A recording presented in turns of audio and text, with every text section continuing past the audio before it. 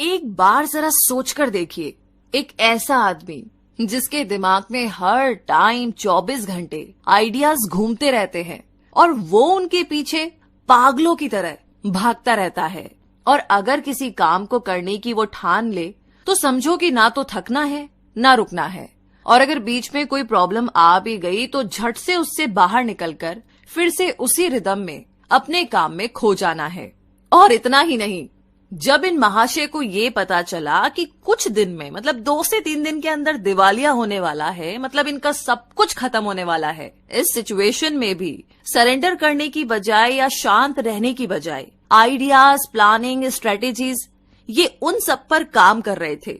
मतलब कौन है ये आदमी और इतना कमाल का जज्बा आया कहां से, मतलब कैसे? वैसे इन सारे सवालों का जवाब आपको मिलेगा आज की इस समरी में। जी हाँ, नमस्कार दोस्तों, आप सभी का एक बार फिर से स्वागत है। हम है रूबी पारिक और बिना देर किए अब हम शुरू करते हैं इलॉन मस्क की बायोग्राफी के साथ, जिसे लिखा है एशले वेंस ने। फर्स्ट चैप्टर, जिसमें आप जानेंगे इलॉन की दुनिया के बारे में। तो बात ऐसी है कि साल 2000 में सिलिकॉन वैली और सैन फ्रांसिस्को डिप्रेशन के अंदर डूबे हुए थे, क्योंकि इंटरनेट का जो नशा था ना, वो उतरने लगा था। अब जमाना .com का था, जिसके चलते वेंचर कैपिटलिस्ट किसी भी कंपनी इन्वेस्टमेंट में पैसा लगाने से कतरा रहे थे। इस दौर में सिलिकॉन वैली के पास सिर्फ एक क्लिक एड्स का काम ही बचा था। ट्विटर और फेसबुक ने अभी अभी पैर पसारने शुरू किए थे। तो कुछ लोगों का तो ये तक मानना था कि टेक्नोलॉजी की जो ये इंडस्ट्री है अब ठंडी पड़ चुकी है। दूसरी तरफ इलॉन मस्क भी इसी .com मेनिया का एक हिस्सा थे। अपनी कॉलेज की पढ़ाई खत्म करने के बाद उन्होंने Zip2 बनाया और $22 मिलियन कमाए। Zip2 गूगल मैप्स की ही तरह का एक सॉफ्टवेयर था। कॉम्पैक्ट ने Zip2 को 1999 में खरीदा था और मस्क ने इस कमाई को एक और स्टार्टअप X.com खोलने के लिए इन्वेस्ट किया, जो बाद में पेपाल बना। और फिर जब 2002 में eBay ने पेपाल खरीदा तो मस्क पहले से ज्यादा अमीर हो गए। इलॉन मस्क सिलिकॉन वैली की बजाय लॉस एंजलिस में रहने चले गए थे, जहां पर उन्होंने टेस्ला, स्पेस एक्स और सोलर सिटी बनाई। उनकी कंपनीज इलेक्ट्रिक कार्स, एरोस्पेस और सोलर इंडस्ट्रीज में लीड करती है। रॉकेट, इलेक्ट्रिक कार और सोलर पैनल बनाकर इलॉन मस्क ने फ्यूचर को बदल कर रख दिया। इलॉन की दुनिया में रियलिटी और साइंस फिक्शन मिलकर के एक हो गए हैं। तो इलॉन मस्क की बाकी की टेक्नोलॉजी मिलेनियर से हटकर है। उनका विजन ना बहुत बड़ा है। मस्क कहते हैं कि अगर हम कभी ना खत्म होने वाली एनर्जी का हल ढूंढ ले और मल्टी प्लैनेटरी स्पीशीज बनने की राह में तरक्की कर ले तो ये वाकई में ना बहुत बढ़िया बात होगी। आज मस्क की कंपनी में हजारों लोग काम करते हैं, जिसका नेट वर्थ $10 बिलियन है। और आगे सेकंड चैप्टर में जानेंगे कि इलॉन का सफर कैसा रहा अफ्रीका में। तो बात ऐसी है कि मस्क के जो नाना थे जोशुआ हेल्डीमैन, वो कनाडा से साउथ अफ्रीका तक खुद का जहाज उड़ाया करते थे। वे माइग्रेट होने के बाद अपने पूरे परिवार सहित हमेशा के लिए प्रेटोरिया में सेटल हो गए थे, मगर कभी कभी वे लोग नॉर्वे, स्कॉट और ऑस्ट्रेलिया जाया करते थे। मे हेल्डीमैन और इरॉल मस्क बचपन से ही एक दूसरे को चाहते थे। जब वो बहुत बड़े हुए तो दोनों ने शादी कर ली और उसके बाद जल्द ही इलॉन का जन्म हुआ। तो इलॉन मस्क 28 जून 1971 यानी कि 1971 में पैदा हुए थे। उनके पिता इरॉल मस्क एक सक्सेसफुल इंजीनियर थे और वहीं उनकी माँ एक डाइटिशियन थी। इलॉन के अलावा उनके 2 बच्चे और थे, किम्बल और टोस्का। इलॉन अभी सिर्फ 5 साल के ही थे जब उनकी काबिलियत दिखाई देने लगी थी। वो घंटों किताबों में डूबे रहते। The Lord of the Rings और the Hitchhiker's Guide to Galaxy उनकी फेवरेट किताबें थी। उनके पास एनसाइक्लोपीडिया के 2 बड़े सेट रखे थे, जिन्हें वो तब पढ़ते थे जब पढ़ने के लिए किताबें खत्म हो जाती थी। मस्क की फैमिली एक हैप्पी फैमिली थी। प्रेटोरिया में उनके पास बहुत बड़ा घर था। लेकिन जब इलॉन 8 साल के हुए तो उनके माँ बाप का तलाक हो गया था। वो और उनके भाई किम्बल अपने पिता के साथ रहने लगे। उनके पिता खुश मिजाज यानी कि हैप्पी पर्सन नहीं थे, इसीलिए इलॉन को कभी भी अपना बचपन खुशहाल नहीं लगा। इलॉन जब 10 साल के थे तब उन्होंने पहली बार कंप्यूटर देखा और वो इसे देख करके इतना ज्यादा हैरान हुए कि उन्होंने अपने पिता से अपने लिए एक कंप्यूटर खरीदने की जिद की। और जब उनके पिता उनके लिए कंप्यूटर लेकर आए तो पूरे 3 दिनों में इलॉन ने बेसिक प्रोग्रामिंग सीख ली। इलॉन अपने भाई किम्बल और कजन पीटर, लैंडन और रस रिवे के बहुत करीब थे। वो उनके साथ मिलकर के होममेड रॉकेट और एक्सप्लोसिव बनाया करते थे। उन सबको एक साथ लंबी ट्रेन ट्रिप्स पर जाना और डंजीनियंस और ड्रैगन्स खेलना भी बहुत पसंद था। पर जब इलॉन स्कूल जाने लगे तो वहाँ पर उनका एक्सपीरियंस कुछ डिफरेंट था। स्कूल में उन्हें अक्सर बुली किया जाता था। एक बार तो उनके साथ ऐसा दर्दनाक हादसा हुआ जिससे उन्हें गहरा सदमा लगा। इलॉन सीढ़ियों पर बैठे हुए कुछ खा रहे थे जब एक लड़के ने उन्हें पीछे से सर पर लात मारी और एक जोर का धक्का दिया। इस धक्के से इलॉन सीढ़ियों से गिर पड़े। इसके बाद उस लड़के ने उन पर मुक्कों की बरसात शुरू कर दी। उन्हें इतनी चोट आई कि तुरंत उन्हें अस्पताल ले जाना पड़ा। खून से वो लथपथ हो गए और अब उन्हें पूरी तरह से ठीक होने में पूरा 1 हफ्ता लगा और उसके बाद ही वो स्कूल जाने लायक हुए। तो पूरे 4 सालों तक इलॉन उसी खौफ के साए में जीते रहे। स्कूल का वो बदमाश गैंग बेवजह ही इलॉन को हर वक्त परेशान किया करता था। आखिरकार उन्हें अपना स्कूल बदलना पड़ा। जब इलॉन 17 साल के हुए तो उन्होंने साउथ अफ्रीका को छोड़ने का मन बना लिया। उन्हें लगता था कि अमेरिका में उन्हें अपने लिए बेहतर मौके मिल सकते हैं। साथ ही उन्हें सिलिकॉन वैली भी पसंद थी। तो जब उनके परिवार को कनाडा की सिटीजनशिप मिली तो इलॉन को निकल भागने का एक मौका मिल गया था। तो इसी के साथ 3rd चैप्टर में हम जानेंगे इलॉन का सफर कनाडा में कैसा रहा। कनाडा में अपने शुरुआती दिनों में इलॉन मस्क को काफी मुश्किलों का सामना करना पड़ा। जब वो घर से कनाडा जाने के लिए निकले तो उनके पास वहाँ पर रहने का कोई ठिकाना नहीं था। उन्होंने वहाँ पर अपने कुछ रिश्तेदारों को खोजा और किसी तरीके से रहने का बंदोबस्त कर लिया।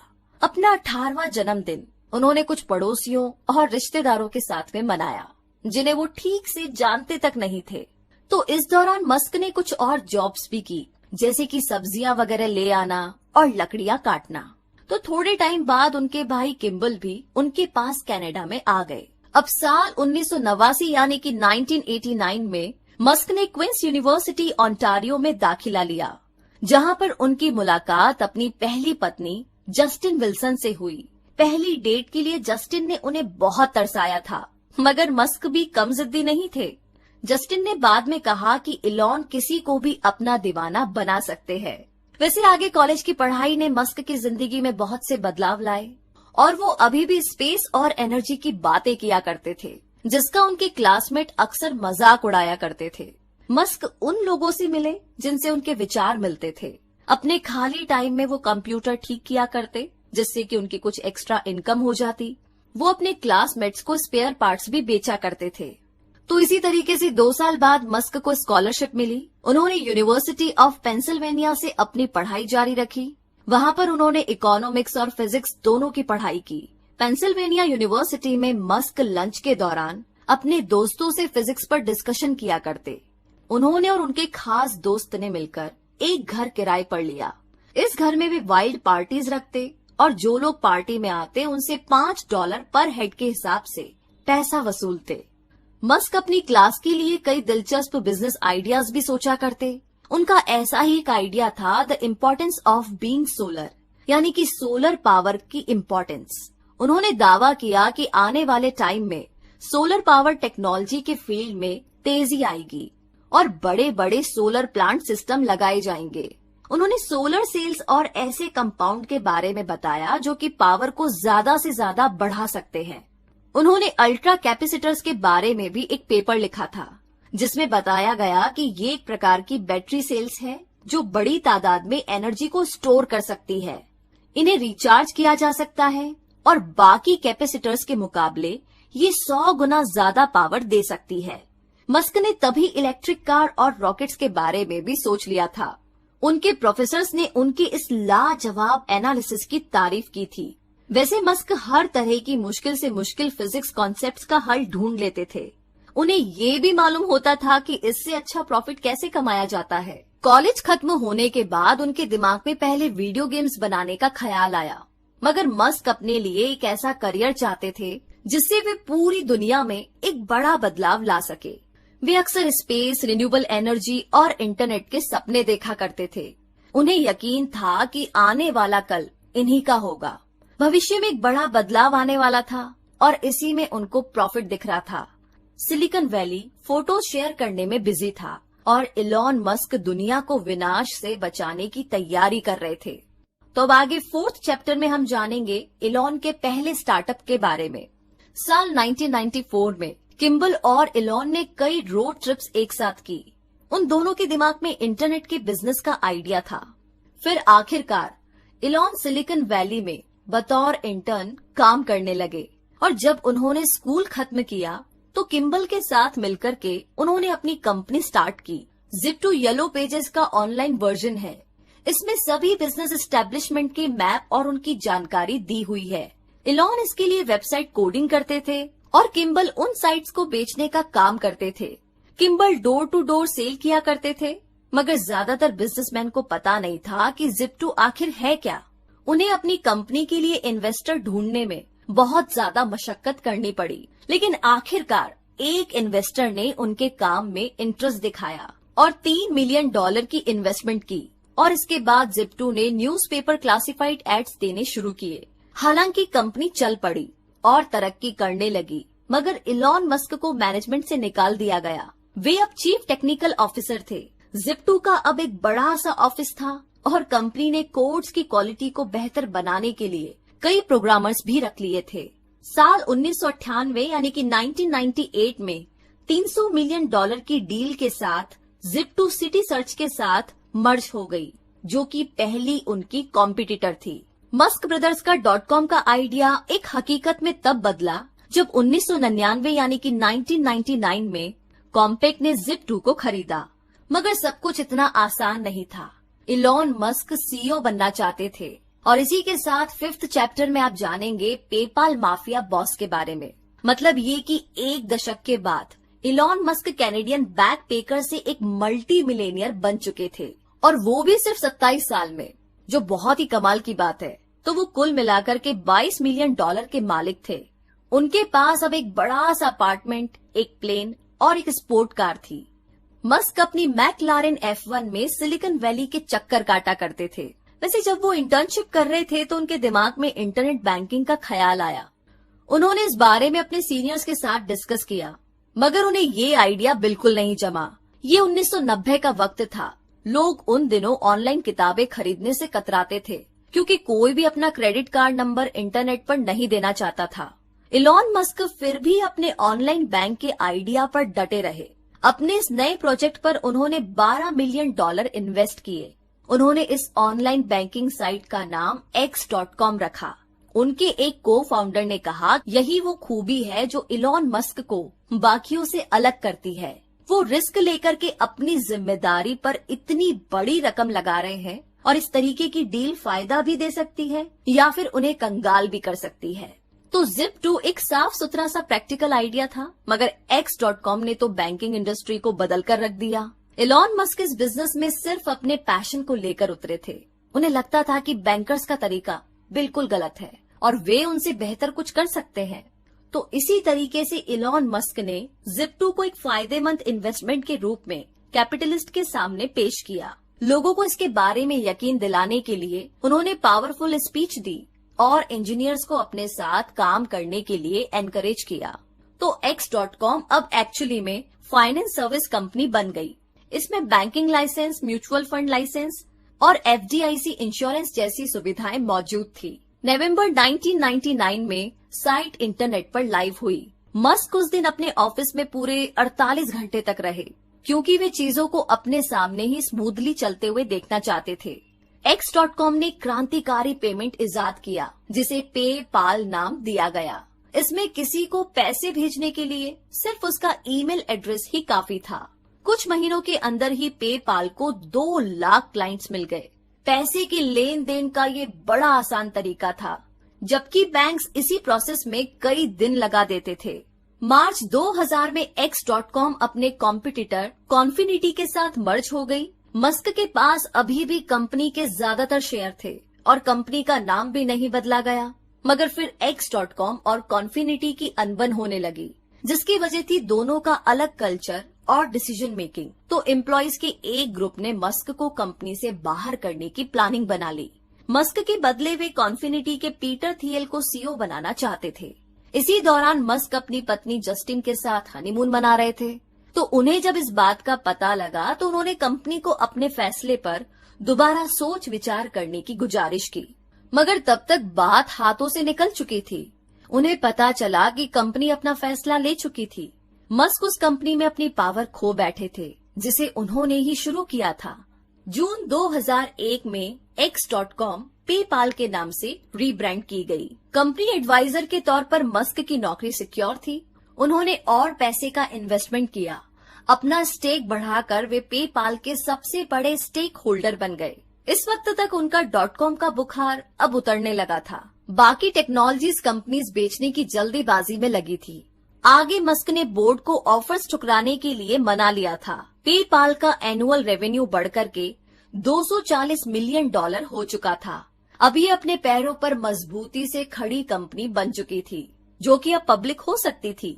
और तभी 2002 में पेपाल को ईबे से $1.5 बिलियन का ऑफर मिला। ये एक बहुत बड़ा और शानदार ऑफर था। टैक्स काटने के बाद भी मस्क पूरे $180 मिलियन अपने पास रख सकते थे।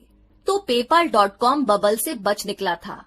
ये सब मस्क की बिजनेस इंस्टिंक्ट और टेक्नोलॉजी ट्रेंड में उनकी कुशलता का नतीजा था। 9/11 के हमले के बावजूद कंपनी ने एक सक्सेसफुल आईपीओ बनाया। भले ही टेक्नोलॉजी इंडस्ट्री डाउन हो गई, मगर पेपाल एक विनर बनकर उभरा।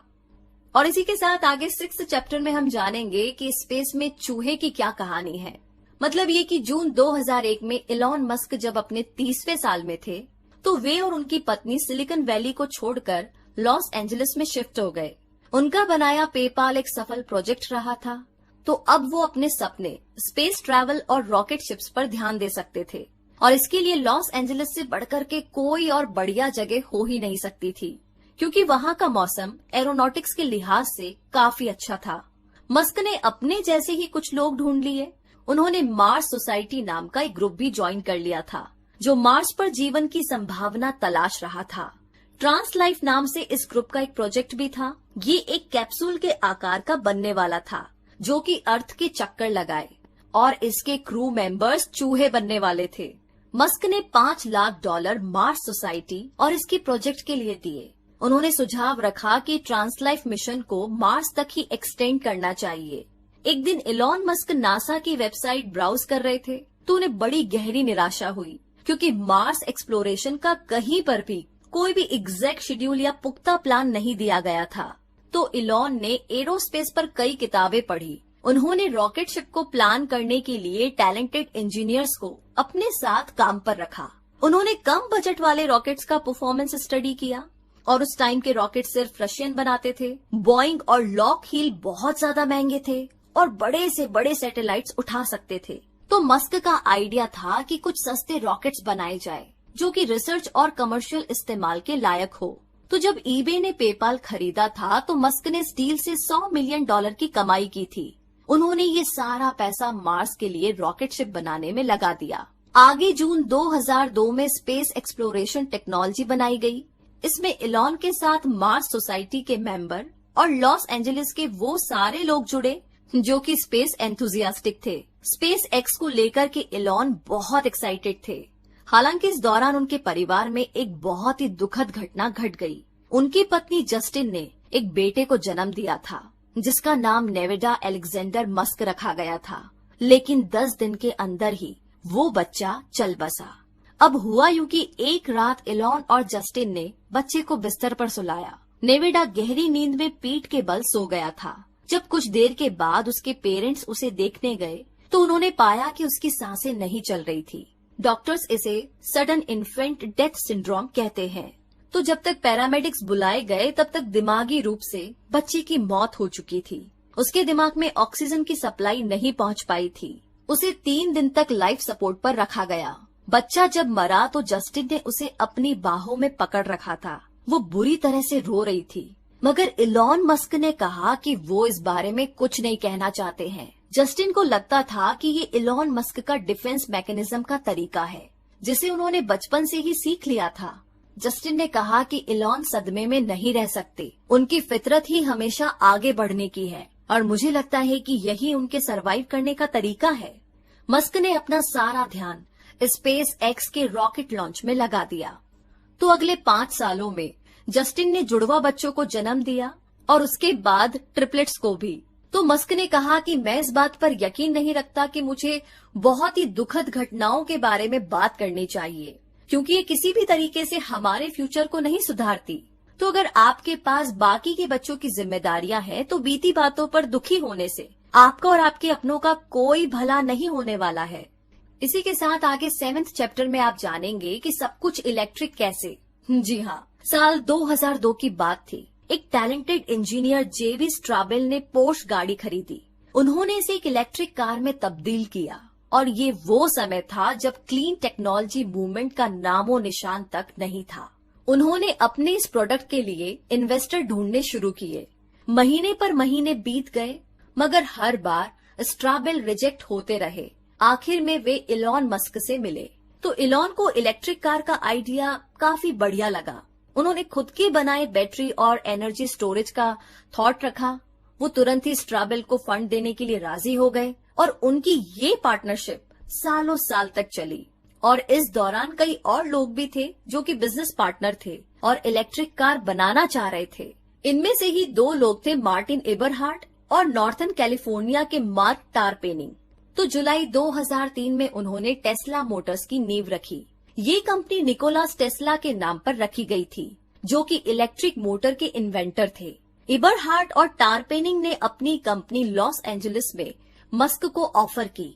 तो वे तीनों ही अमेरिका की तेल की समस्या को खत्म करना चाहते थे और इलॉन मस्क तो वैसे भी हमेशा से ही क्लीन और सस्टेनेबल एनर्जी के फेवर में थे। तो इस तरीके से टेस्ला शुरू हुई और इलॉन मस्क उसके चेयरमैन और सबसे बड़े शेयर होल्डर बने। जल्द ही जेवी स्ट्राबेल भी उनकी कंपनी में शामिल हो गए और इस तरीके से स्टीम को पता चला कि बड़ी बड़ी कंपनीज वाकई में अब कारें नहीं बनाती। BMW अपनी कारों के पार्ट्स बाहर बनवाते हैं, कंपनी केवल लोकल मार्केटिंग, सेल्स और फाइनल असेंबली संभालती है। तो वो दिन अब लद चुके थे जब फोर्ड मोटर्स रॉ मटेरियल से कारें बनाया करती थी। तो टेस्ला मोटर्स अपने यहाँ पर बनने वाली हर इलेक्ट्रिक कार को ढांचे से लेकर के फाइनल तक खुद ही तैयार करना चाहते थे। तो इलॉन मस्क और उनके इंजीनियर्स की टीम ने प्रोटोटाइप के तौर पर रॉडस्टर बनाई। हालांकि इस प्रोसेस में टाइम, एफर्ट और पैसा बहुत लगता था। तो जब टेस्ला ने अपना अगला प्रोडक्ट तैयार किया, तो ठीक उसी टाइम इलॉन मस्क दिवालिया होने की कगार पर पहुंच चुके थे। और इसी के साथ आगे 8वें चैप्टर में आप जानेंगे पेन, सफरिंग और सर्वाइवल के बारे में। तो इलॉन मस्क पेपाल बनाकर पहले ही बहुत मशहूर हो चुके थे। प्रेस उनके बारे में छापना पसंद करती थी। लोग इस अजीब से नाम वाले मल्टी मिलेनियर के बारे में और जानना चाहते थे। सब इस बारे में जानते थे कि मस्क ने इलेक्ट्रिक कार और स्पेसशिप पर बहुत सारा पैसा लगाया हुआ है। मशहूर सेलिब्रिटीज और अमीर बिजनेसमैन के साथ मस्क का उठना बैठना था। तो कुल मिलाकर के वो किसी शोमैन से कम नहीं थे, मगर असलियत में वे परेशानी से गुजर रहे थे। उनकी परेशानी का सबब थी टेस्ला और स्पेस एक्स की फाइनेंशियल हालत। जी हाँ, इलेक्ट्रिक कार प्रोटोटाइप और रॉकेट लॉन्च अटेम्प्ट्स पर उनका बेहिसाब पैसा खर्च हो रहा था और प्रेस भी उनके फेल प्रोडक्ट्स के लिए उनकी जमकर खिंचाई कर रही थी। और इस सबसे बढ़कर परेशानी थी उनकी निजी जिंदगी की मुश्किलें। उनकी पत्नी जस्टिन के साथ उनका रिश्ता लगभग टूटने की कगार पर था। टेस्ला को अपने प्रोटोटाइप रॉडस्टर को रिक्रिएट करने की जरूरत थी। स्पेस एक्स भी फॉल्कन 1 की लॉन्च की तैयारी में था। तो दोनों प्रोजेक्ट्स में मस्क को समय और पैसा दोनों लगाना पड़ रहा था। वे ज्यादातर अब अपने काम में ही बिजी रहते थे और हफ्ते के 7 दिन ऑफिस में रहते थे। घर से उनका नाता लगभग टूट ही गया था। जस्टिन को लगने लगा कि वो मस्क की सिर्फ ट्रॉफी वाइफ बनकर रह गई है, ना कि लाइफ पार्टनर। तो जून 2008 में इलॉन मस्क ने जस्टिन से तलाक लेने के लिए केस फाइल कर दिया। जस्टिन ने अपना दुख खुले आम ब्लॉग में व्यक्त किया। वे अपने ब्लॉग में मस्क और तलाक की प्रोसीडिंग के बारे में अक्सर लिखा करती थी। बिल ली, जो कि मस्क के दोस्त और एक इन्वेस्टर थे, वो इलॉन मस्क की दिमागी हालत को लेकर के बड़े फिक्रमंद थे। उन्होंने मस्क को अपने साथ लंदन में छुट्टियां बिताने के लिए इनवाइट किया। लंदन के स्ट्रिप में मस्क की मुलाकात तालुला रिले से हुई, जो कि बाद में उनकी दूसरी पत्नी बनी। 22 साल की इंग्लिश एक्ट्रेस से उनकी ये मुलाकात एक सेटअप थी। जी हाँ, मस्क को डिप्रेशन से बचाने के लिए लंदन की इस पूरी ट्रिप में रिले उनके साथ रही। वे खूब बातें करते और डिनर पर साथ जाया करते थे। जब इलॉन लॉस एंजलिस वापस आए तो उसके कुछ ही हफ्तों के बाद रिले भी उनके पास आ गई। मस्क ने रिले को बताया कि उनके पहले से ही 5 बच्चे हैं और अब जल्द ही उनका तलाक भी होने वाला है। बावजूद इसके मस्क ने रिले को जब प्रपोज किया तो रिले ने हाँ बोल दिया। ये वाकई में एक तूफानी रोमांस जैसा था। मस्क को अपनी कंपनीज चलाने में जितनी भी दिक्कतें आ रही थी, रिले उन सब परेशानियों की गवाह थी। वो कहती थी इलॉन के बारे में कि वो खुद किसी मौत की तरह दिखता है। मैं यही सोचती हूँ कि ये इंसान कहीं किसी दिन हार्ट अटैक से ना मर जाए, क्योंकि स्पेस एक्स ने कई नाकामयाब रॉकेट लॉन्च पर अब तक मिलियंस गंवाए थे। वहीं टेस्ला ने भी प्रोटोटाइप पर बहुत खर्चा किया था। दोनों ही कंपनियां कंगाल होने वाली थी। इलॉन मस्क को अपनी कीमती मैकलारेन F1 बेचनी पड़ी, जिस पर उन्हें बहुत नाज था। साल 2008 के आखिर में उन्होंने अपने इन्वेस्टर दोस्तों से स्पेस एक्स और टेस्ला को फंड करने की गुजारिश की। उनकी कंपनी के कुछ एम्प्लॉइज ने इस मुश्किल वक्त में उनका साथ देने के लिए पैसे की पेशकश भी की। इतना ही नहीं, इलॉन मस्क को हर हफ्ते सैलरी देने के लिए पाई पाई जोड़नी पड़ रही थी। तभी इस दौरान नासा कोई कॉन्ट्रैक्टर ढूंढ रहा था जो उसे इंटरनेशनल स्पेस स्टेशन की रीसप्लाई कर सके। मस्क ने इस कॉन्ट्रैक्ट के लिए एड़ी चोटी का जोर लगा दिया ताकि ये स्पेस एक्स को मिल जाए।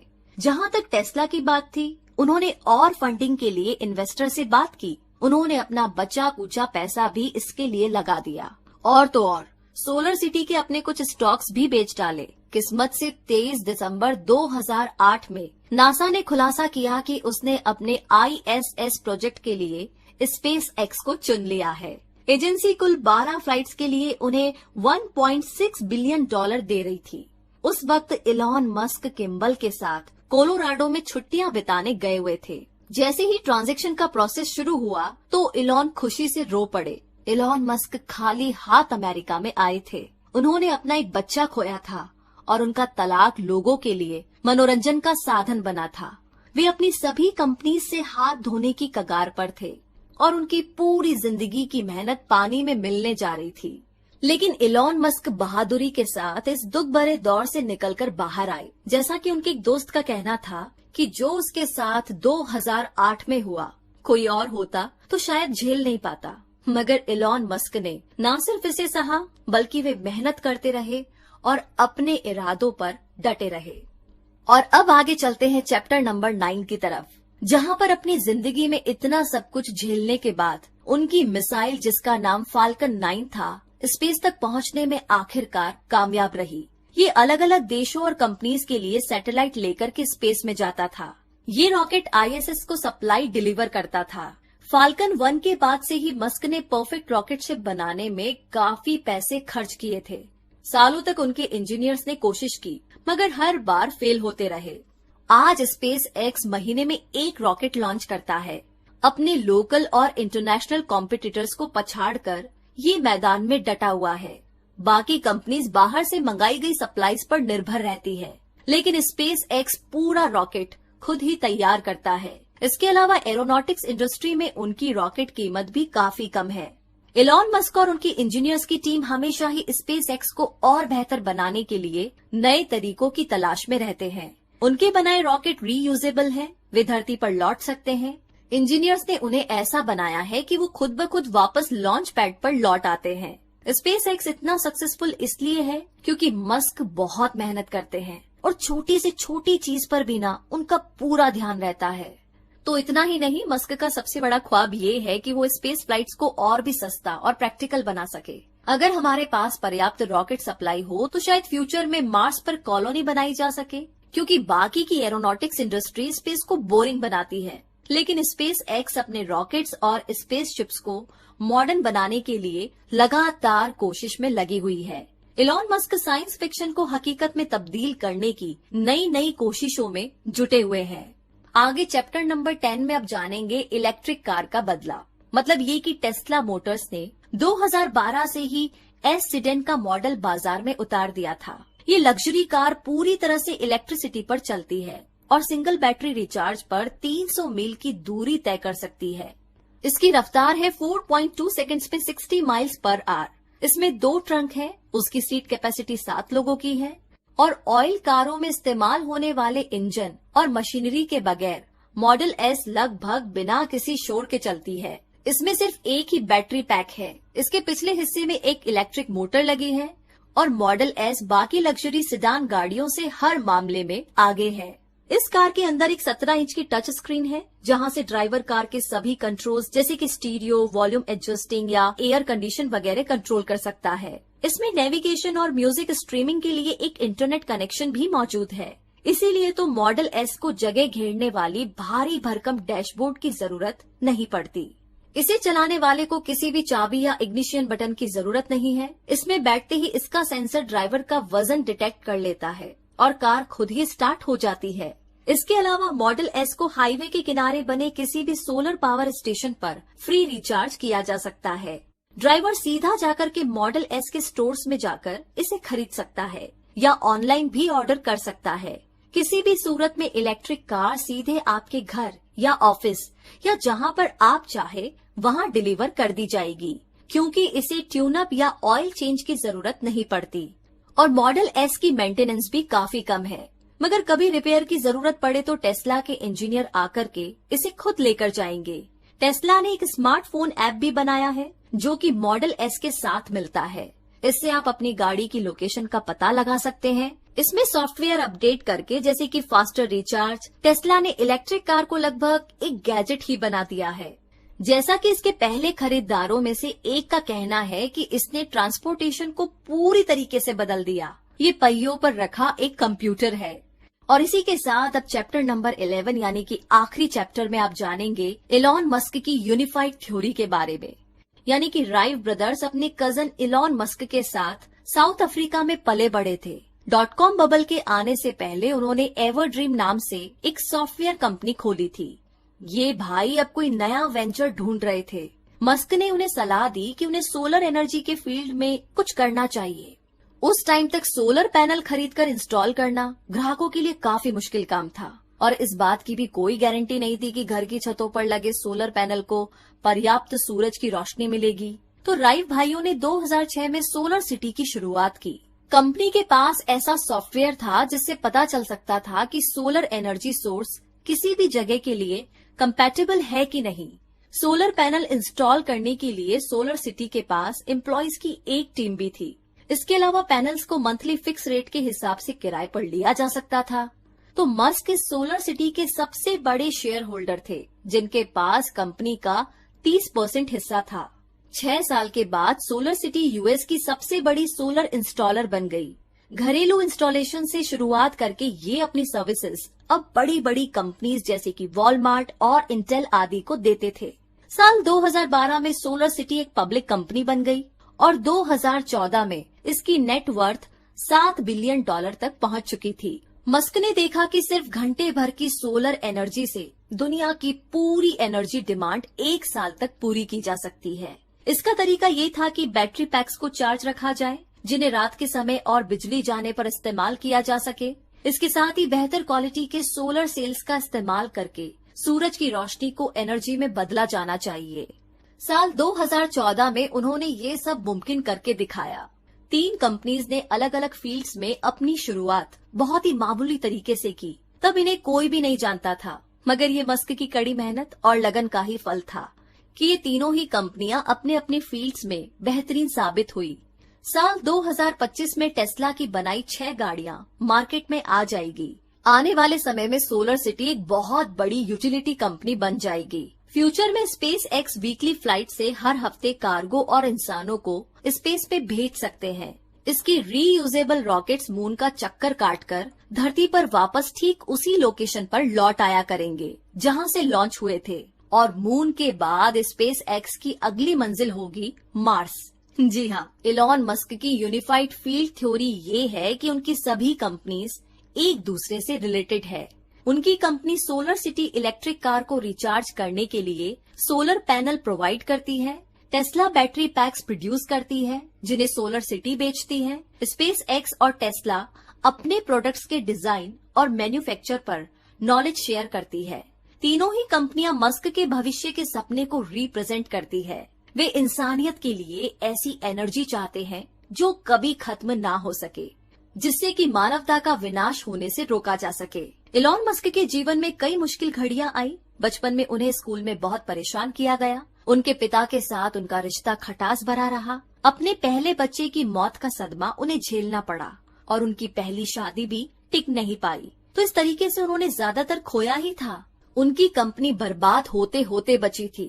प्रेस उनकी निजी जिंदगी और नाकामी को लेकर हमेशा उन्हें बदनाम करता रहा, लेकिन इन सब के बावजूद इलॉन मस्क ने हार कभी नहीं मानी।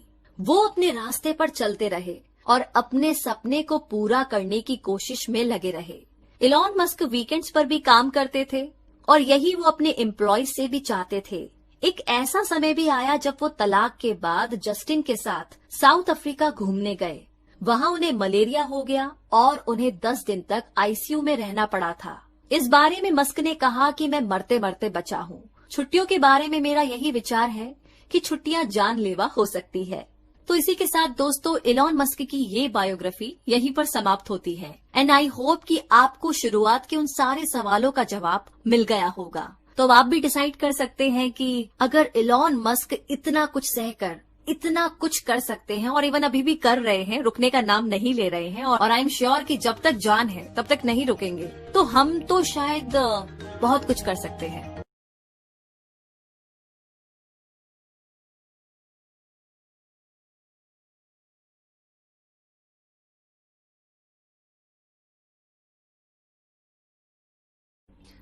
एक बार जरा सोचकर देखिए, एक ऐसा आदमी जिसके दिमाग में हर टाइम 24 घंटे आइडियाज घूमते रहते हैं और वो उनके पीछे पागलों की तरह भागता रहता है। और अगर किसी काम को करने की वो ठान ले तो समझो कि ना तो थकना है ना रुकना है, और अगर बीच में कोई प्रॉब्लम आ भी गई तो झट से उससे बाहर निकलकर फिर से उसी रिदम में अपने काम में खो जाना है। और इतना ही नहीं, जब इन महाशय को ये पता चला कि कुछ दिन में, मतलब 2 से 3 दिन के अंदर दिवालिया होने वाला है, मतलब इनका सब कुछ खत्म होने वाला है, इस सिचुएशन में भी सरेंडर करने की बजाय या शांत रहने की बजाय आइडियाज, प्लानिंग, स्ट्रेटेजीज, ये उन सब पर काम कर रहे थे। मतलब कौन है ये आदमी और इतना कमाल का जज्बा आया कहां से, मतलब कैसे? वैसे इन सारे सवालों का जवाब आपको मिलेगा आज की इस समरी में। जी हाँ, नमस्कार दोस्तों, आप सभी का एक बार फिर से स्वागत है। नाम है रूबी पारिक और बिना देर किए अब हम शुरू करते हैं इलॉन मस्क की बायोग्राफी के साथ, जिसे लिखा है एशले वेंस ने। फर्स्ट चैप्टर, जिसमें आप जानेंगे इलॉन की दुनिया के बारे में। तो बात ऐसी है कि साल 2000 में सिलिकॉन वैली और सैन फ्रांसिस्को डिप्रेशन के अंदर डूबे हुए थे, क्योंकि इंटरनेट का जो नशा था ना, वो उतरने लगा था। अब जमाना .com का था, जिसके चलते वेंचर कैपिटलिस्ट किसी भी कंपनी इन्वेस्टमेंट में पैसा लगाने से कतरा रहे थे। इस दौर में सिलिकॉन वैली के पास सिर्फ एक क्लिक एड्स का काम ही बचा था। ट्विटर और फेसबुक ने अभी अभी पैर पसारने शुरू किए थे। तो कुछ लोगों का तो ये तक मानना था कि टेक्नोलॉजी की जो ये इंडस्ट्री है अब ठंडी पड़ चुकी है। दूसरी तरफ इलॉन मस्क भी इसी .com मेनिया का एक हिस्सा थे। अपनी कॉलेज की पढ़ाई खत्म करने के बाद उन्होंने Zip2 बनाया और $22 मिलियन कमाए। Zip2 गूगल मैप्स की ही तरह का एक सॉफ्टवेयर था। कॉम्पैक्ट ने Zip2 को 1999 में खरीदा था और मस्क ने इस कमाई को एक और स्टार्टअप X.com खोलने के लिए इन्वेस्ट किया, जो बाद में पेपाल बना। और फिर जब 2002 में eBay ने पेपाल खरीदा तो मस्क पहले से ज्यादा अमीर हो गए। इलॉन मस्क सिलिकॉन वैली की बजाय लॉस एंजलिस में रहने चले गए थे, जहां पर उन्होंने टेस्ला, स्पेस एक्स और सोलर सिटी बनाई। उनकी कंपनीज इलेक्ट्रिक कार्स, एरोस्पेस और सोलर इंडस्ट्रीज में लीड करती है। रॉकेट, इलेक्ट्रिक कार और सोलर पैनल बनाकर इलॉन मस्क ने फ्यूचर को बदल कर रख दिया। इलॉन की दुनिया में रियलिटी और साइंस फिक्शन मिलकर के एक हो गए हैं। तो इलॉन मस्क की बाकी की टेक्नोलॉजी मिलेनियर से हटकर है। उनका विजन ना बहुत बड़ा है।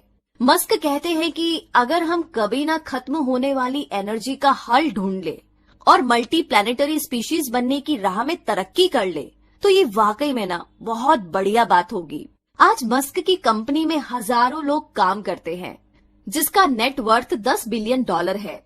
और आगे सेकंड चैप्टर में जानेंगे कि इलॉन का सफर कैसा रहा अफ्रीका में। तो बात ऐसी है कि मस्क के जो नाना थे जोशुआ हेल्डीमैन, वो कनाडा से साउथ अफ्रीका तक खुद का जहाज उड़ाया करते थे।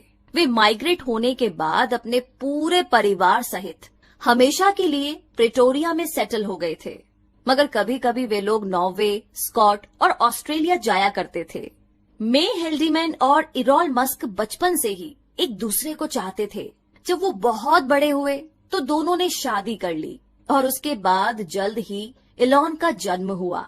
तो इलॉन मस्क 28 जून 1971 यानी कि 1971 में पैदा हुए थे। उनके पिता इरॉल मस्क एक सक्सेसफुल इंजीनियर थे और वहीं उनकी माँ एक डाइटिशियन थी।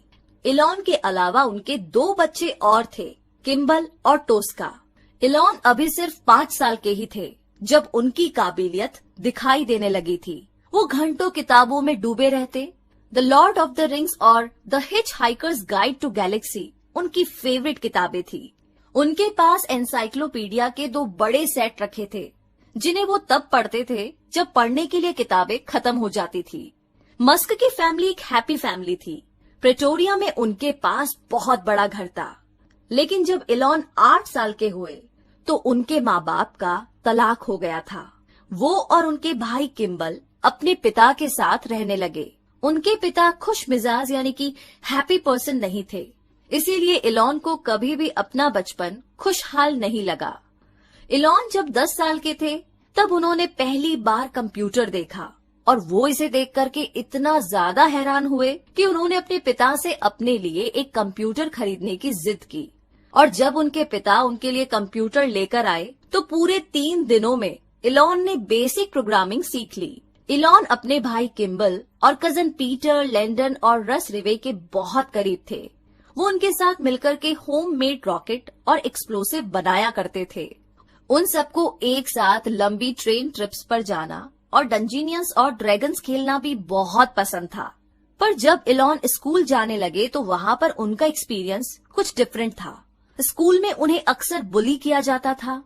एक बार तो उनके साथ ऐसा दर्दनाक हादसा हुआ जिससे उन्हें गहरा सदमा लगा। इलॉन सीढ़ियों पर बैठे हुए कुछ खा रहे थे जब एक लड़के ने उन्हें पीछे से सर पर लात मारी और एक जोर का धक्का दिया। इस धक्के से इलॉन सीढ़ियों से गिर पड़े। इसके बाद उस लड़के ने उन पर मुक्कों की बरसात शुरू कर दी। उन्हें इतनी चोट आई कि तुरंत उन्हें अस्पताल ले जाना पड़ा। खून से वो लथपथ हो गए और अब उन्हें पूरी तरह से ठीक होने में पूरा 1 हफ्ता लगा और उसके बाद ही वो स्कूल जाने लायक हुए। तो पूरे 4 सालों तक इलॉन उसी खौफ के साए में जीते रहे। स्कूल का वो बदमाश गैंग बेवजह ही इलॉन को हर वक्त परेशान किया करता था। आखिरकार उन्हें अपना स्कूल बदलना पड़ा। जब इलॉन 17 साल के हुए तो उन्होंने साउथ अफ्रीका को छोड़ने का मन बना लिया। उन्हें लगता था कि अमेरिका में उन्हें अपने लिए बेहतर मौके मिल सकते हैं। साथ ही उन्हें सिलिकॉन वैली भी पसंद थी। तो जब उनके परिवार को कनाडा की सिटीजनशिप मिली तो इलॉन को निकल भागने का एक मौका मिल गया था। तो इसी के साथ 3rd चैप्टर में हम जानेंगे इलॉन का सफर कनाडा में कैसा रहा। कनाडा में अपने शुरुआती दिनों में इलॉन मस्क को काफी मुश्किलों का सामना करना पड़ा। जब वो घर से कनाडा जाने के लिए निकले तो उनके पास वहाँ पर रहने का कोई ठिकाना नहीं था। उन्होंने वहाँ पर अपने कुछ रिश्तेदारों को खोजा और किसी तरीके से रहने का बंदोबस्त कर लिया। अपना 18वां जन्मदिन उन्होंने कुछ पड़ोसियों और रिश्तेदारों के साथ में मनाया, जिन्हें वो ठीक से जानते तक नहीं थे। तो इस दौरान मस्क ने कुछ और जॉब्स भी की, जैसे कि सब्जियां वगैरह ले आना और लकड़ियां काटना। तो थोड़े टाइम बाद उनके भाई किम्बल भी उनके पास कनाडा में आ गए। अब साल 1989 यानी कि 1989 में मस्क ने क्वींस यूनिवर्सिटी ओंटारियो में दाखिला लिया, जहां पर उनकी मुलाकात अपनी पहली पत्नी जस्टिन विल्सन से हुई। पहली डेट के लिए जस्टिन ने उन्हें बहुत तरसाया था, मगर मस्क भी कम जिद्दी नहीं थे। जस्टिन ने बाद में कहा कि इलॉन किसी को भी अपना दीवाना बना सकते हैं। वैसे आगे कॉलेज की पढ़ाई ने मस्क की जिंदगी में बहुत से बदलाव लाए और वो अभी भी स्पेस और एनर्जी की बातें किया करते थे, जिसका उनके क्लासमेट अक्सर मजाक उड़ाया करते थे। मस्क उन लोगों से मिले जिनसे उनके विचार मिलते थे। अपने खाली टाइम में वो कंप्यूटर ठीक किया करते, जिससे कि उनकी कुछ एक्स्ट्रा इनकम हो जाती। वो अपने क्लासमेट्स को स्पेयर पार्ट्स भी बेचा करते थे। तो इसी तरीके से 2 साल बाद मस्क को स्कॉलरशिप मिली। उन्होंने यूनिवर्सिटी ऑफ पेंसिल्वेनिया से अपनी पढ़ाई जारी रखी। वहां पर उन्होंने इकोनॉमिक्स और फिजिक्स दोनों की पढ़ाई की। पेंसिल्वेनिया यूनिवर्सिटी में मस्क लंच के दौरान अपने दोस्तों से फिजिक्स पर डिस्कशन किया करते। उन्होंने और उनके खास दोस्त ने मिलकर एक घर किराए पर लिया। इस घर में वे वाइल्ड पार्टीज रखते और जो लोग पार्टी में आते उनसे $5 पर हेड के हिसाब से पैसा वसूलते। मस्क अपनी क्लास के लिए कई दिलचस्प बिजनेस आइडियाज भी सोचा करते।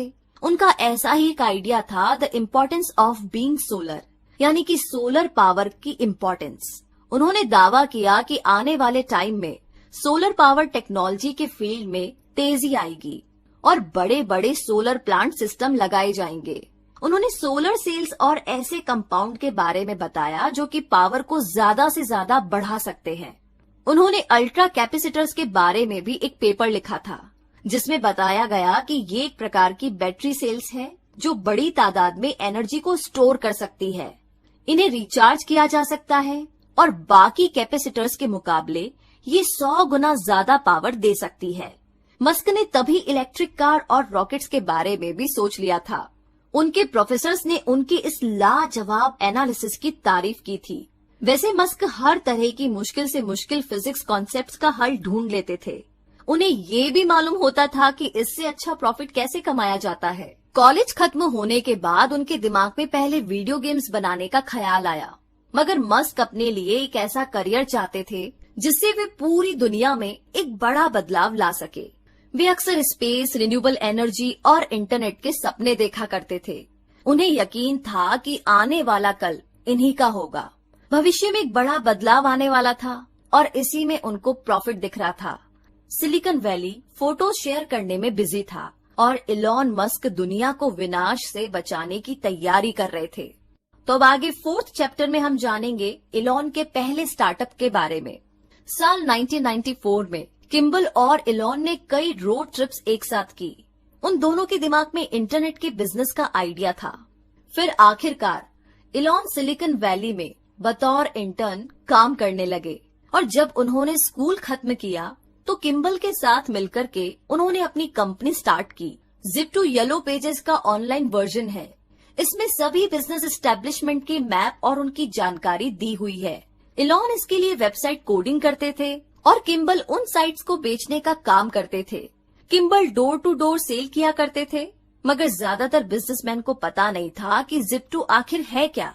उन्हें अपनी कंपनी के लिए इन्वेस्टर ढूंढने में बहुत ज्यादा मशक्कत करनी पड़ी, लेकिन आखिरकार एक इन्वेस्टर ने उनके काम में इंटरेस्ट दिखाया और $3 मिलियन की इन्वेस्टमेंट की और इसके बाद Zip2 ने न्यूज़पेपर क्लासिफाइड एड्स देने शुरू किए। हालांकि कंपनी चल पड़ी और तरक्की करने लगी, मगर इलॉन मस्क को मैनेजमेंट से निकाल दिया गया। वे अब चीफ टेक्निकल ऑफिसर थे। Zip2 का अब एक बड़ा सा ऑफिस था और कंपनी ने कोड्स की क्वालिटी को बेहतर बनाने के लिए कई प्रोग्रामर्स भी रख लिए थे। साल 1998 यानी कि 1998 में $300 मिलियन की डील के साथ Zip2 सिटी सर्च के साथ मर्ज हो गई, जो कि पहली उनकी कॉम्पिटिटर थी। मस्क ब्रदर्स का .com का आइडिया एक हकीकत में तब बदला जब 1999 यानी कि 1999 में कॉम्पैक्ट ने Zip2 को खरीदा। मगर सब कुछ इतना आसान नहीं था। इलॉन मस्क सीईओ बनना चाहते थे और इसी के साथ 5th चैप्टर में आप जानेंगे पेपाल माफिया बॉस के बारे में। मतलब ये कि एक दशक के बाद Elon Musk Canadian back picker से एक मल्टी मिलेनियर बन चुके थे और वो भी सिर्फ 27 साल में, जो बहुत ही कमाल की बात है। तो वो कुल मिलाकर के $22 मिलियन के मालिक थे। उनके पास अब एक बड़ा सा अपार्टमेंट, एक प्लेन और एक स्पोर्ट कार थी। मस्क अपनी मैकलारेन F1 में सिलिकॉन वैली के चक्कर काटा करते थे। वैसे जब वो इंटर्नशिप कर रहे थे तो उनके दिमाग में इंटरनेट बैंकिंग का ख्याल आया। उन्होंने इस बारे में अपने सीनियर्स के साथ डिस्कस किया, मगर उन्हें ये आइडिया बिल्कुल नहीं जमा। ये 1990 का वक्त था। लोग उन दिनों ऑनलाइन किताबें खरीदने से कतराते थे, क्योंकि कोई भी अपना क्रेडिट कार्ड नंबर इंटरनेट पर नहीं देना चाहता था। इलॉन मस्क फिर भी अपने ऑनलाइन बैंक के आइडिया पर डटे रहे। अपने इस नए प्रोजेक्ट पर उन्होंने $12 मिलियन इन्वेस्ट किए। उन्होंने इस ऑनलाइन बैंकिंग साइट का नाम X.com रखा। उनके एक को फाउंडर ने कहा, यही वो खूबी है जो इलॉन मस्क को बाकियों से अलग करती है। वो रिस्क लेकर के अपनी जिम्मेदारी पर इतनी बड़ी रकम लगा रहे हैं, और इस तरीके की डील फायदा भी दे सकती है या फिर उन्हें कंगाल भी कर सकती है। तो Zip2 एक साफ सुथरा सा प्रैक्टिकल आइडिया था, मगर X.com ने तो बैंकिंग इंडस्ट्री को बदल कर रख दिया। इलॉन मस्क इस बिजनेस में सिर्फ अपने पैशन को लेकर उतरे थे। उन्हें लगता था कि बैंकर्स का तरीका बिल्कुल गलत है और वे उनसे बेहतर कुछ कर सकते हैं। तो इसी तरीके से इलॉन मस्क ने Zip2 को एक फायदेमंद इन्वेस्टमेंट के रूप में कैपिटलिस्ट के सामने पेश किया। लोगों को इसके बारे में यकीन दिलाने के लिए उन्होंने पावरफुल स्पीच दी और इंजीनियर्स को अपने साथ काम करने के लिए एनकरेज किया। तो X.com अब एक्चुअली में फाइनेंस सर्विस कंपनी बन गई। इसमें banking licence, mutual fund licence और FDIC इंश्योरेंस जैसी सुविधाएं मौजूद थी। नवंबर 1999 में साइट इंटरनेट पर लाइव हुई। मस्क उस दिन अपने ऑफिस में पूरे 48 घंटे तक रहे, क्योंकि वे चीजों को अपने सामने ही स्मूथली चलते हुए देखना चाहते थे। X.com ने क्रांतिकारी पेमेंट इजाद किया, जिसे पेपाल नाम दिया गया। इसमें किसी को पैसे भेजने के लिए सिर्फ उसका ईमेल एड्रेस ही काफी था। कुछ महीनों के अंदर ही पेपाल को 2 लाख क्लाइंट्स मिल गए। पैसे के लेन देन का ये बड़ा आसान तरीका था, जबकि बैंक्स इसी प्रोसेस में कई दिन लगा देते थे। मार्च 2000 में X.com अपने कॉम्पिटिटर कॉन्फिनिटी के साथ मर्ज हो गई। मस्क के पास अभी भी कंपनी के ज्यादातर शेयर थे और कंपनी का नाम भी नहीं बदला गया। मगर फिर X.com और कॉन्फिनिटी की अनबन होने लगी, जिसकी वजह थी दोनों का अलग कल्चर और डिसीजन मेकिंग। तो एम्प्लॉइज के एक ग्रुप ने मस्क को कंपनी से बाहर करने की प्लानिंग बना ली। मस्क के बदले वे कॉन्फिनिटी के पीटर थियल को CEO बनाना चाहते थे। इसी दौरान मस्क अपनी पत्नी जस्टिन के साथ हनीमून मना रहे थे। तो उन्हें जब इस बात का पता लगा तो उन्होंने कंपनी को अपने फैसले पर दोबारा सोच विचार करने की गुजारिश की। मगर तब तक बात हाथों से निकल चुकी थी। उन्हें पता चला कि कंपनी अपना फैसला ले चुकी थी। मस्क उस कंपनी में अपनी पावर खो बैठे थे, जिसे उन्होंने ही शुरू किया था। जून 2001 में X.com पेपाल के नाम से रीब्रांड की गई। कंपनी एडवाइजर के तौर पर मस्क की नौकरी सिक्योर थी। उन्होंने और पैसे का इन्वेस्टमेंट किया। अपना स्टेक बढ़ाकर वे पेपाल के सबसे बड़े स्टेक होल्डर बन गए। इस वक्त तक उनका .com का बुखार अब उतरने लगा था। बाकी टेक्नोलॉजीज कंपनीज बेचने की जल्दीबाजी में लगी थी। आगे मस्क ने बोर्ड को ऑफर्स ठुकराने के लिए मना लिया था। पेपाल का एनुअल रेवेन्यू बढ़कर के $240 मिलियन हो चुका था। अभी अपने पैरों पर मजबूती से खड़ी कंपनी बन चुकी थी, जो कि अब पब्लिक हो सकती थी। और तभी 2002 में पेपाल को ईबे से $1.5 बिलियन का ऑफर मिला। ये बहुत बड़ा और शानदार ऑफर था। टैक्स काटने के बाद भी मस्क पूरे $180 मिलियन अपने पास रख सकते थे। तो पेपाल.com बबल से बच निकला था। ये सब मस्क की बिजनेस इंस्टिंक्ट और टेक्नोलॉजी ट्रेंड में उनकी कुशलता का नतीजा था। 9/11 के हमले के बावजूद कंपनी ने एक सक्सेसफुल IPO बनाया। भले ही टेक्नोलॉजी इंडस्ट्री डाउन हो गई, मगर पेपाल एक विनर बनकर उभरा। और इसी के साथ आगे 6th चैप्टर में हम जानेंगे कि स्पेस में चूहे की क्या कहानी है। मतलब ये कि जून 2001 में इलॉन मस्क जब अपने 30वें साल में थे, तो वे और उनकी पत्नी सिलिकॉन वैली को छोड़कर लॉस एंजलिस में शिफ्ट हो गए।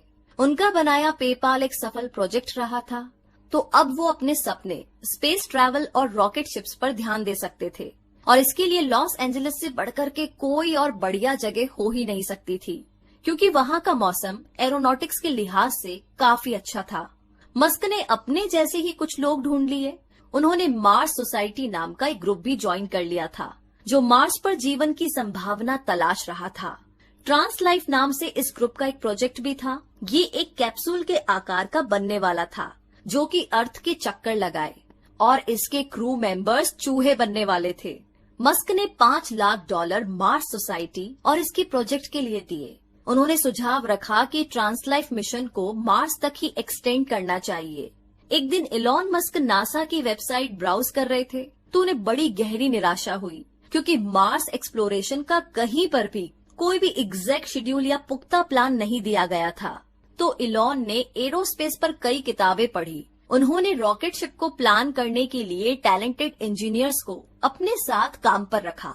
उन्होंने कम बजट वाले रॉकेट्स का परफॉर्मेंस स्टडी किया, और उस टाइम के रॉकेट सिर्फ रशियन बनाते थे। बोइंग और लॉकहीड बहुत ज्यादा महंगे थे और बड़े से बड़े सैटेलाइट्स उठा सकते थे। तो मस्क का आइडिया था कि कुछ सस्ते रॉकेट्स बनाए जाए जो कि रिसर्च और कमर्शियल इस्तेमाल के लायक हो। तो जब ईबे ने पेपाल खरीदा था तो मस्क ने स्टील से $100 मिलियन की कमाई की थी। उन्होंने ये सारा पैसा मार्स के लिए रॉकेट शिप बनाने में लगा दिया। आगे जून 2002 में स्पेस एक्सप्लोरेशन टेक्नोलॉजी बनाई गई। इसमें इलॉन के साथ मार्स सोसाइटी के मेंबर और लॉस एंजलिस के वो सारे लोग जुड़े जो कि स्पेस एंथुजियास्टिक थे। स्पेस एक्स को लेकर के इलॉन बहुत एक्साइटेड थे। हालांकि इस दौरान उनके परिवार में एक बहुत ही दुखद घटना घट गई। उनकी पत्नी जस्टिन ने एक बेटे को जन्म दिया था जिसका नाम नेवेडा अलेक्जेंडर मस्क रखा गया था, लेकिन 10 दिन के अंदर ही वो बच्चा चल बसा। अब हुआ यूं कि एक रात इलॉन और जस्टिन ने बच्चे को बिस्तर पर सुलाया। नेवेडा गहरी नींद में पीठ के बल सो गया था। जब कुछ देर के बाद उसके पेरेंट्स उसे देखने गए तो उन्होंने पाया कि उसकी सांसें नहीं चल रही थी। डॉक्टर्स इसे सडन इन्फेंट डेथ सिंड्रोम कहते हैं। तो जब तक पैरामेडिक्स बुलाए गए तब तक दिमागी रूप से बच्चे की मौत हो चुकी थी। उसके दिमाग में ऑक्सीजन की सप्लाई नहीं पहुंच पाई थी। उसे 3 दिन तक लाइफ सपोर्ट पर रखा गया। बच्चा जब मरा तो जस्टिन ने उसे अपनी बाहों में पकड़ रखा था। वो बुरी तरह से रो रही थी, मगर इलॉन मस्क ने कहा कि वो इस बारे में कुछ नहीं कहना चाहते हैं। जस्टिन को लगता था कि ये इलॉन मस्क का डिफेंस मैकेनिज्म का तरीका है जिसे उन्होंने बचपन से ही सीख लिया था। जस्टिन ने कहा कि इलॉन सदमे में नहीं रह सकते, उनकी फितरत ही हमेशा आगे बढ़ने की है और मुझे लगता है कि यही उनके सरवाइव करने का तरीका है। मस्क ने अपना सारा ध्यान स्पेस एक्स के रॉकेट लॉन्च में लगा दिया। तो अगले 5 सालों में जस्टिन ने जुड़वा बच्चों को जन्म दिया और उसके बाद ट्रिपलेट्स को भी। तो मस्क ने कहा कि मैं इस बात पर यकीन नहीं रखता कि मुझे बहुत ही दुखद घटनाओं के बारे में बात करनी चाहिए, क्योंकि ये किसी भी तरीके से हमारे फ्यूचर को नहीं सुधारती। तो अगर आपके पास बाकी के बच्चों की जिम्मेदारियां हैं तो बीती बातों पर दुखी होने से आपका और आपके अपनों का कोई भला नहीं होने वाला है। इसी के साथ आगे 7th चैप्टर में आप जानेंगे कि सब कुछ इलेक्ट्रिक कैसे। जी हाँ, साल 2002 की बात थी। एक टैलेंटेड इंजीनियर जेवी स्ट्राबेल ने पोर्श गाड़ी खरीदी। उन्होंने इसे एक इलेक्ट्रिक कार में तब्दील किया और ये वो समय था जब क्लीन टेक्नोलॉजी मूवमेंट का नामो निशान तक नहीं था। उन्होंने अपने इस प्रोडक्ट के लिए इन्वेस्टर ढूंढने शुरू किए। महीने पर महीने बीत गए, मगर हर बार स्ट्राबेल रिजेक्ट होते रहे। आखिर में वे इलॉन मस्क से मिले। तो इलॉन को इलेक्ट्रिक कार का आइडिया काफी बढ़िया लगा। उन्होंने खुद के बनाए बैटरी और एनर्जी स्टोरेज का थॉट रखा। वो तुरंत ही स्ट्राबेल को फंड देने के लिए राजी हो गए और उनकी ये पार्टनरशिप सालों साल तक चली। और इस दौरान कई और लोग भी थे जो कि बिजनेस पार्टनर थे और इलेक्ट्रिक कार बनाना चाह रहे थे। इनमें से ही 2 लोग थे, मार्टिन एबरहार्ट और नॉर्थर्न कैलिफोर्निया के मार्क टारपेनिंग। तो जुलाई 2003 में उन्होंने टेस्ला मोटर्स की नींव रखी। ये कंपनी निकोलास टेस्ला के नाम पर रखी गई थी, जो कि इलेक्ट्रिक मोटर के इन्वेंटर थे। एबरहार्ट और टारपेनिंग ने अपनी कंपनी लॉस एंजलिस में मस्क को ऑफर की। तो वे तीनों ही अमेरिका की तेल की समस्या को खत्म करना चाहते थे और इलॉन मस्क तो वैसे भी हमेशा से ही क्लीन और सस्टेनेबल एनर्जी के फेवर में थे। तो इस तरीके से टेस्ला शुरू हुई और इलॉन मस्क उसके चेयरमैन और सबसे बड़े शेयर होल्डर बने। जल्द ही जेवी स्ट्राबेल भी उनकी कंपनी में शामिल हो गए और इस तरीके से स्टीम को पता चला कि बड़ी बड़ी कंपनीज वाकई में अब कारें नहीं बनाती। BMW अपनी कारों के पार्ट्स बाहर बनवाते हैं। कंपनी केवल लोकल मार्केटिंग, सेल्स और फाइनल असेंबली संभालती है। तो वो दिन अब लद चुके थे जब फोर्ड मोटर्स रॉ मटेरियल से कारें बनाया करती थी। तो टेस्ला मोटर्स अपने यहाँ पर बनने वाली हर इलेक्ट्रिक कार को ढांचे से लेकर के फाइनल तक खुद ही तैयार करना चाहते थे। तो इलॉन मस्क और उनके इंजीनियर्स की टीम ने प्रोटोटाइप के तौर पर रॉडस्टर बनाई। हालांकि इस प्रोसेस में टाइम, एफर्ट और पैसा बहुत लगता था। तो जब टेस्ला ने अपना अगला प्रोडक्ट तैयार किया तो ठीक उसी टाइम इलॉन मस्क दिवालिया होने की कगार पर पहुंच चुके थे। और इसी के साथ आगे 8वें चैप्टर